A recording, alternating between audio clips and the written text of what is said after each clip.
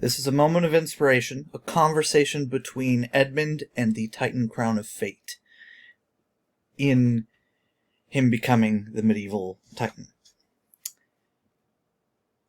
Listen, you're a talking crown, and I'm a hunter in the woods who happened to come across a set of ruins.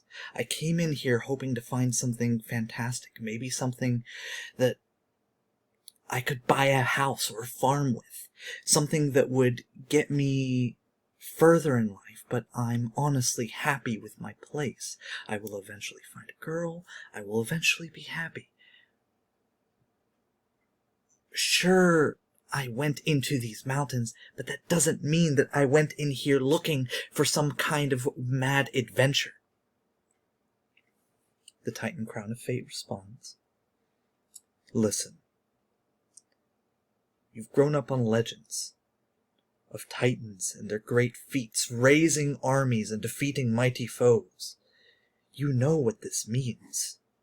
Yes, I may know what it means, but I'm not a king. I'm not a leader. I'm not a general. I'm a simple hunter in a simple village in the middle of a valley. And there's nothing wrong with that. I'm talking to a crown right now, and it's responding. Give me one reason to think I'm not crazy.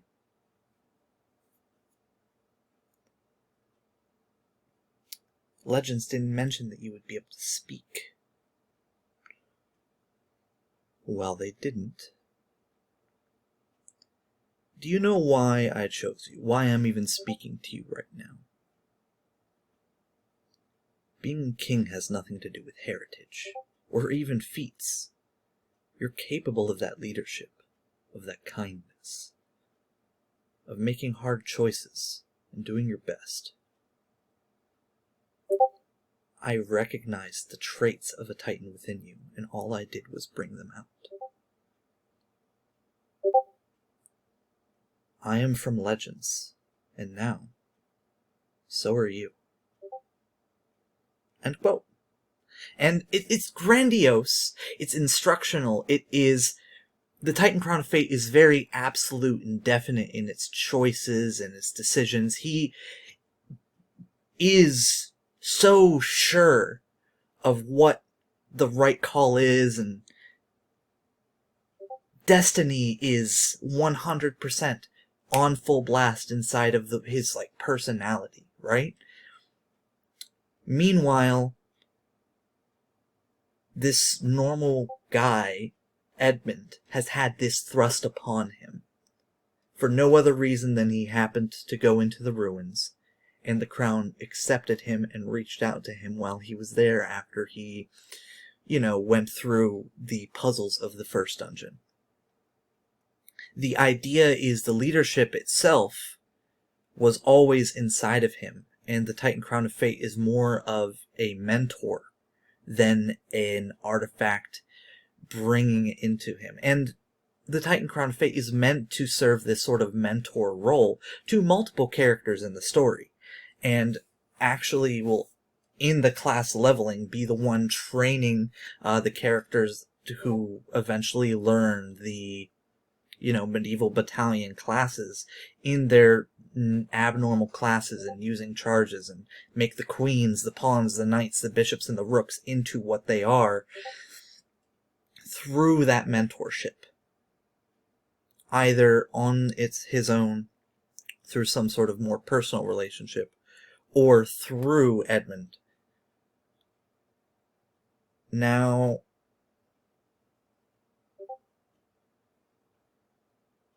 this concept of being chosen and accepted is a two-way street. Edmund, in order to be a Titan, has to learn and accept his role and choose to be so. He isn't forced to. At least not by the Titan Crown of Fate. The story itself will push him in that direction, but I don't know. I think that character struggle of going from being a man being well established, into being a leader, is an important one. And one that I want to heavily focus on with Edmund's character. As for the rest of what he is,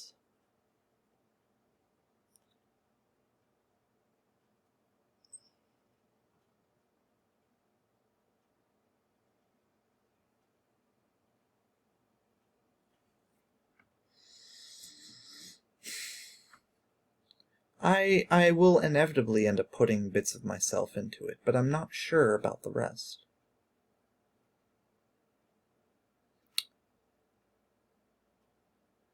I have lots of ideas, but I need to weigh my own biases into this story that I want to tell, and what parts of it are worth telling in that way.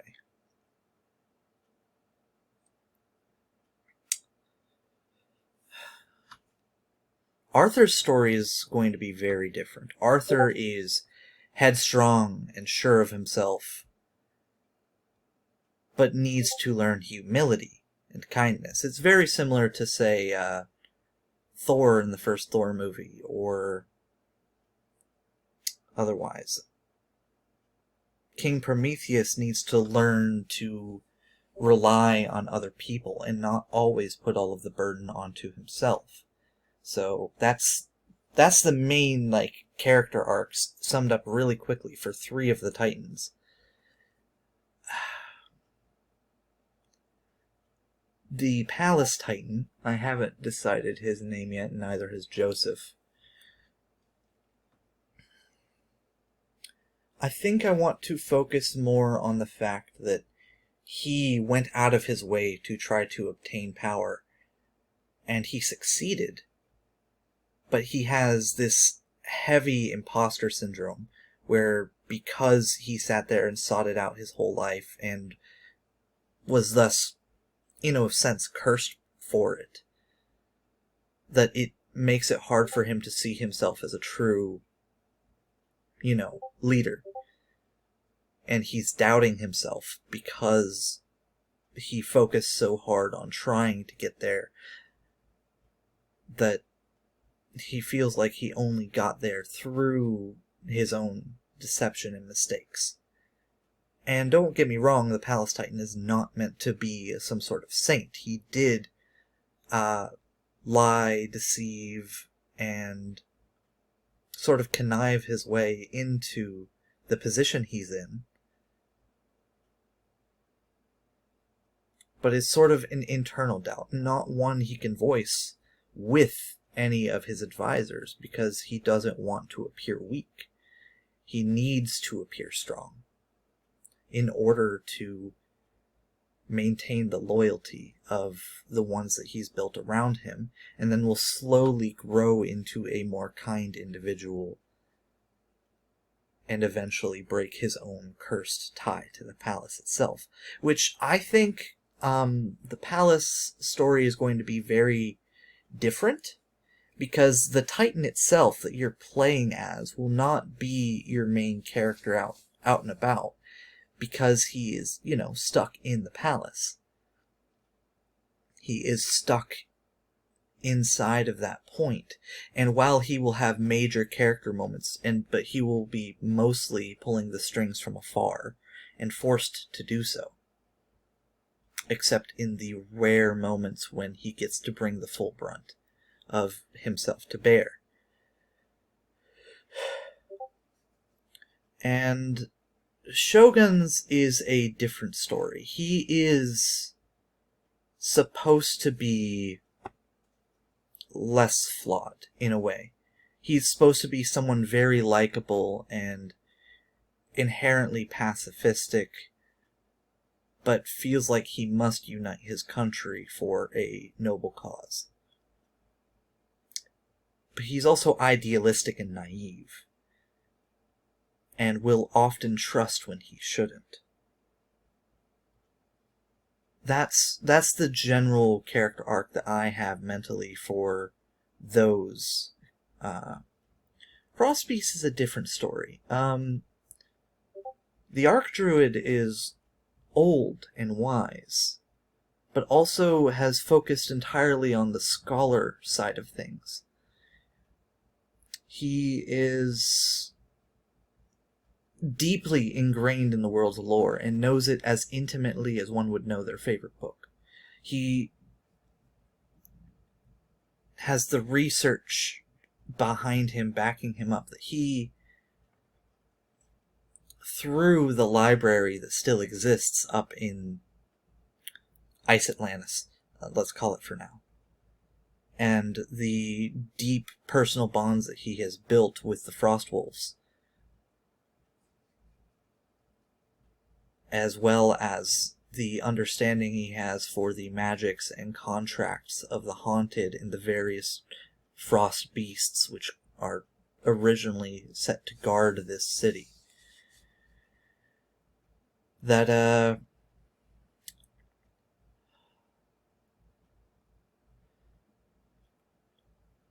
he is put in a situation where he must go from knowing about all of these things to executing and mobilizing, because he is the only one who knows as much as is necessary in order to awaken the powers within the North, within that lost city, and bring everything together and reunite it in order to face a major foe, in order to deal with and bring everything together. It is a journey of discovery while also following himself in a way. I would compare his arc to that of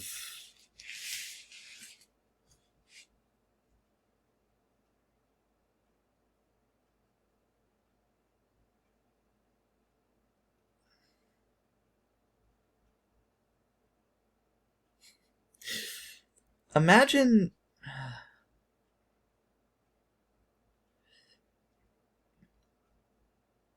he's an intelligent, scholarly character that has to become sure of his own decisions.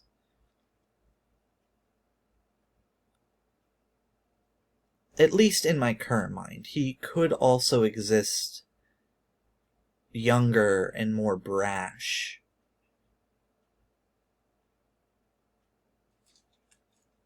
wanting to see the outside world and leave the safeties of, what's left of that massive city frozen in a glacier.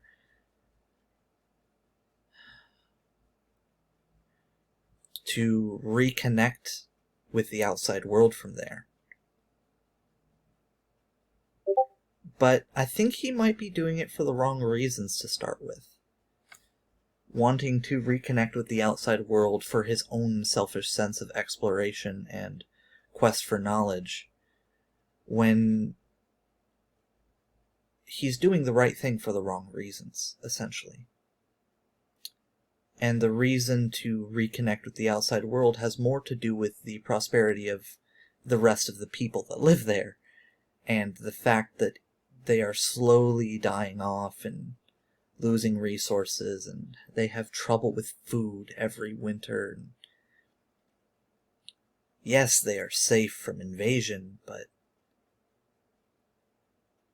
the forces that were threatening to invade are long gone, and the weather here is no longer as amazing, and I think he would be put with a tough choice of moving his entire people out of the frozen wastes and out of this ancient city with wonderful history and moving to somewhere more hospitable and cultural, or trying to stay there and hunker down. Maybe they would be forced to leave the city. I don't know. I'm just spitballing ideas on lore here. I'll probably only post this in development. No, I think I'm going to post this specifically in storyboarding and tag the writers, see what they think. Because there's a few different stories to tell, a few different really interesting characters which can be built into this world. And this rough outline of my image is just one small part of that. It's like a core, because you need these major main characters, the Titans, to live up to their own expectations and be these fantastical figures, but you also need them to be human. You need them to be relatable. You need them to be real people. I think we could actually get the first question is, several of these characters don't have names yet.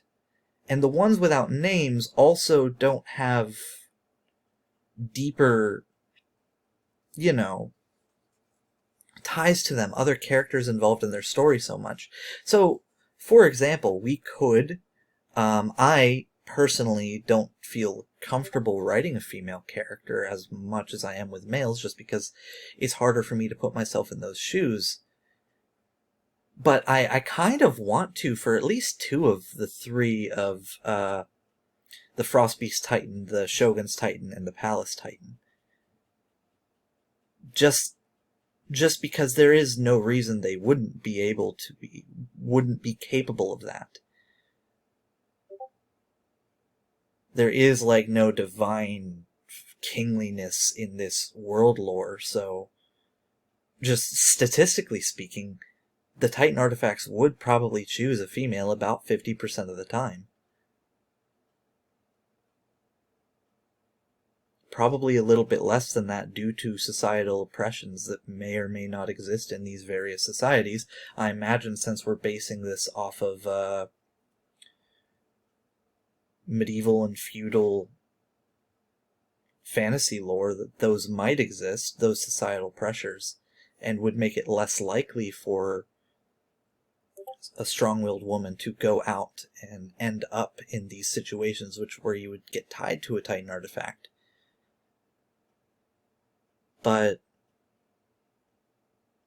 I don't know. Gender roles and, general gender literary stuff is something that I've been diving into the research on, just because I want to make sure when we do it, not if, when we do it, it's done right. I don't want to have the bodacious babe walk boobily down the stairs, or even worse, try too hard to oversell a flat, heroic female lead. Because at least the first one, you know what you're getting into. The second one is a shallow attempt at a real character.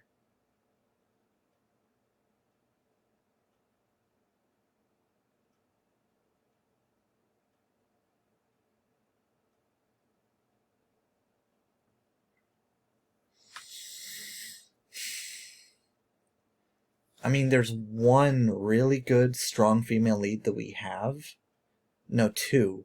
Both Edmund's sister, as well as his potential love interest. Both of which end up having access to the Queen class.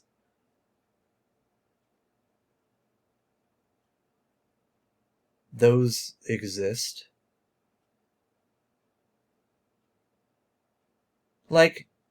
I'm thinking something along, here's an example of a really well-written female, almost maternal character. Actually, there's 3 of them in Banner Saga alone that I can easily name. Oddleif, Alette, and, what's the third one? The one that was really, really fucking good with a bow. She's less so, but Oddleif and Alette get a lot of screen time, are very well fleshed out characters with very well defined, personalities and character arcs.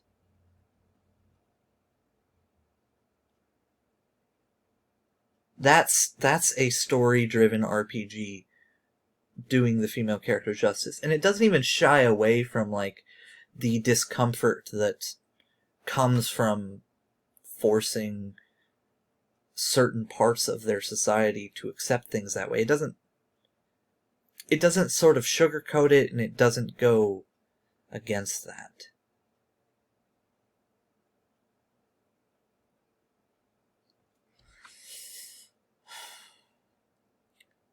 I think I want a very personal hand in sculpting Frostbeast lore and Twin Suns lore, as well as medieval.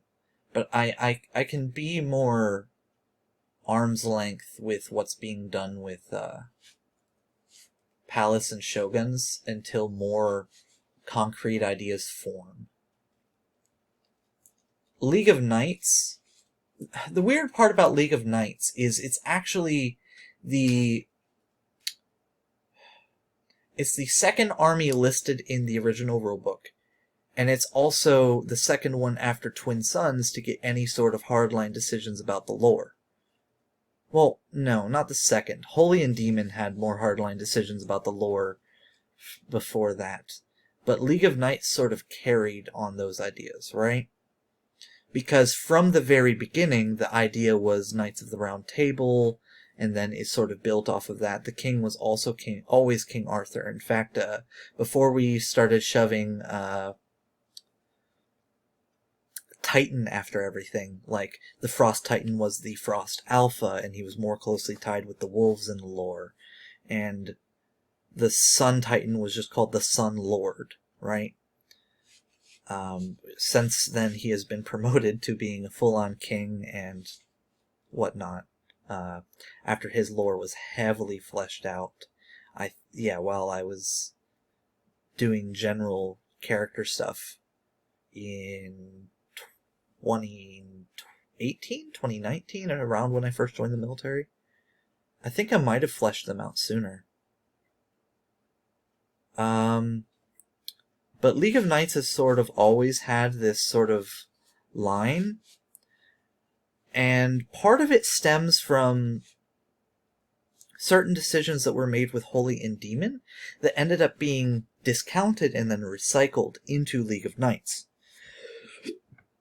Which is why I kind of want to tie their lores, specifically Holy and League of Knights lore, together more closely.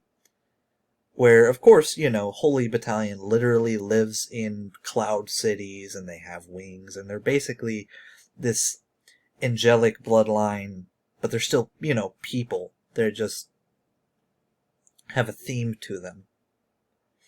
And League of Knights is like that, but more diluted. Right?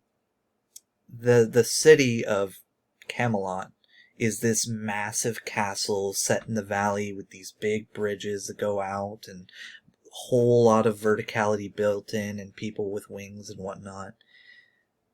And it's set in the mountains on its own continent, right? Like, there's Camelot and one other big kingdom that already exists there. And then King Arthur would have his own, storyline, which loosely follows the way it is in the, in King Arthur's basic story. Just, he lives in a sky city atop a mountain. And then, because we can pull a lot from his base story in order to pay homage to it, but we want to flesh out his character properly otherwise.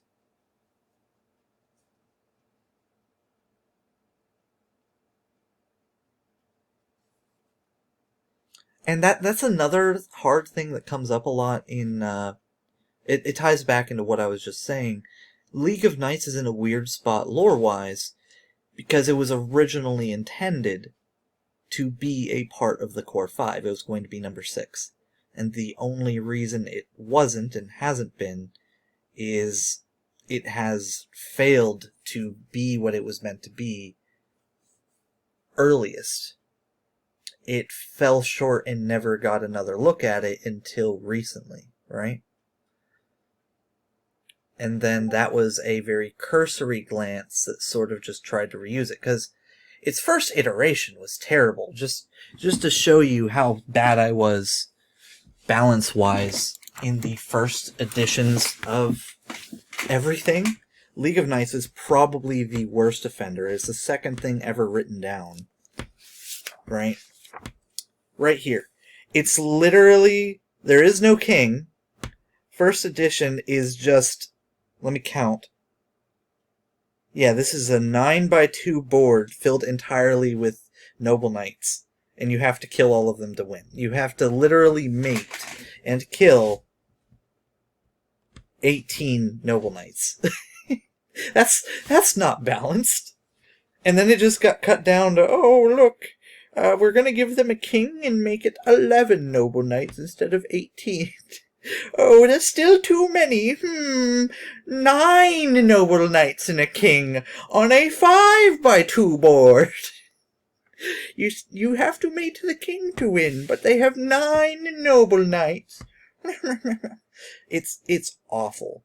And the king isn't even centered. He's off to the right on one side, and then so it's a 5x2, and the second square from the right is the king, and everything else is the noble knight. And those were the first 3 iterations, and all of them failed. And all of them failed within, like, the first 2 months of us trying to test this. This was back when Twin Suns was Triplet Suns, and it was just a king and 3 Amazons. We all start somewhere, and not everything's good. And, you know, Wall of Bodies and fucking Minion Mayhem were the next 2, both of which were also complete major failures. Every single one of these first editions, other than Medieval, was terrible. And then the next one after that is Shoguns, which, of course, you know, is based in something with legitimate game design, shogi, so it ended up lasting with, you know, some major reworks and nerfs that we've gone over previously, but...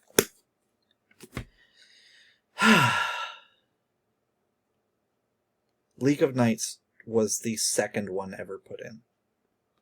And it was very early on given some pretty serious lore because it was just intended to be a big part of this. It was Maharaja and... No.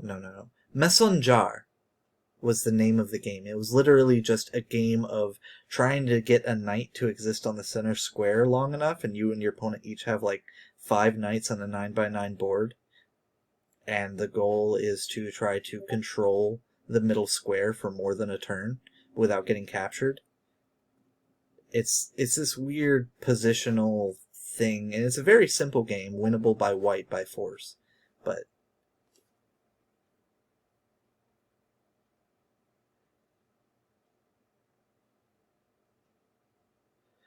I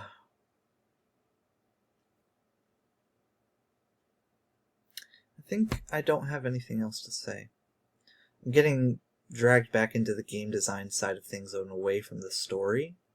And this was started as a moment of inspiration about the story because I was thinking about Edmund's relationship to the Titan Crown of Fate. And sort of comparing it because a lot of the early ideas for Edmund's, the medieval Titan story, is directly pulled from Christopher Paolini and then just heavily modified and changed. And some of those still ring true, you know. Hunter goes into the mountains, comes back with this crazy thing that changes his whole life. That's still there, everything else is different. Edmund doesn't even have a last name yet, which is probably important.